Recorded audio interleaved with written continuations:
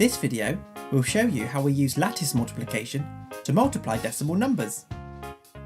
If you're not sure how we do lattice multiplication, check out our previous video. If you just need reminding how we do it, then hopefully this example will refresh your memory. What is 326 multiplied by 918? We write one number on the top and the other down the side of our grid. We then need to split all the boxes in half. Now we need to fill out each box by multiplying the row number by the column number. Remember, the tens go in the top half and the units in the bottom half.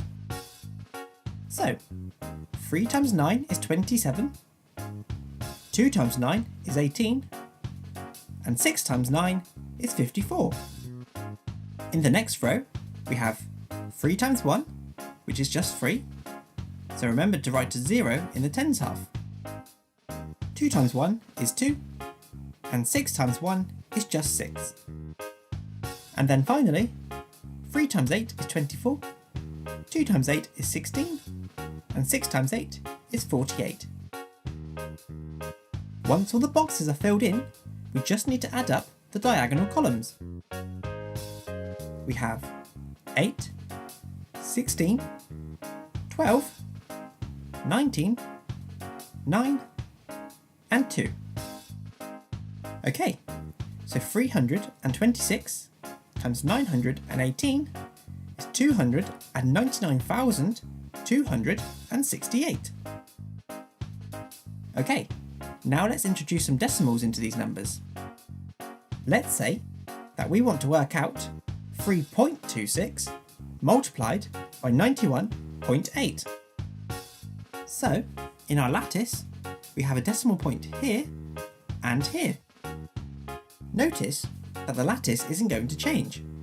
All the boxes will still be the same, so all the columns will add up to be the same still. All we actually have to do here is work out where in our 299,268 we need to put the decimal point. When you write the decimals in the numbers that go on the top and down the side, make sure you line them up with the dividers between the rows and the columns. This decimal point corresponds to this line, and this one corresponds to this row. All you need to do is find the point at which these lines cross, which is here, and then follow the diagonal down to the answer. So our decimal point must go here. 3.26 times 91.8 is 299.268. Okay, so what if it was 326 multiplied by 9.18? Well, 326 does have a decimal point. It's after the 6. We just don't bother writing it if there's no decimal part. So there's a decimal point here, and the 9.18 decimal goes here. The point at which they cross is here, so following the diagonal down, the decimal needs to go here.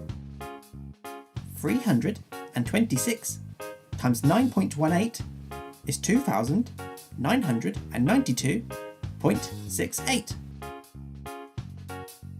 Let's do one more example.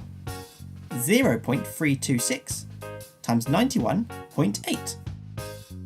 Now we could write another column for this 0, but anything times by 0 is just 0. So if this column is just zeros, we won't change anything when we add up the diagonals.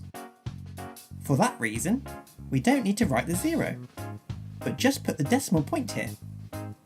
And the other decimal point will go here. The point at which the decimal points meet is here, and we are already at the bottom of the diagonal. So our final answer is 29.9268. So, if we have decimal numbers, we just need to find the point where the decimals meet and follow the diagonal down. If you want to see some more examples of lattice multiplication, or see how we multiply decimals using the long multiplication method, click on either of the videos. And please hit that subscribe button, like us on Facebook, and follow us on Twitter.